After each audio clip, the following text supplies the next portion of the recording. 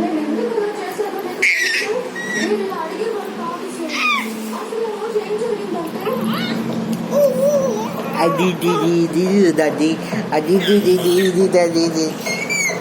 వద్దు, నోట్లో పెట్టుకోవద్దు. పట్టుకో. ఇప్పుడు చెప్పండి సార్. మళ్ళీ మీరుంటే ఏం చేస్తారు? ఆ రోజు నాకు గొప్ప ఆవు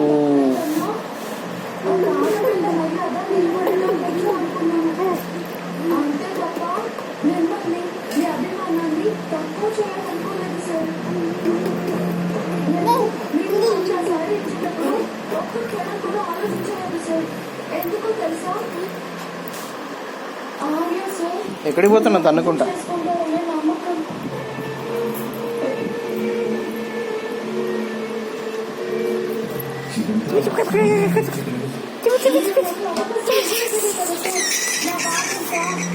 ఇప్పుడు కూడా ఇక్కడ దాకా వచ్చి ఒంటిగా నిలబడి ఆఫీస్ కాబట్టి ఇది ఆఫీస్ అంటే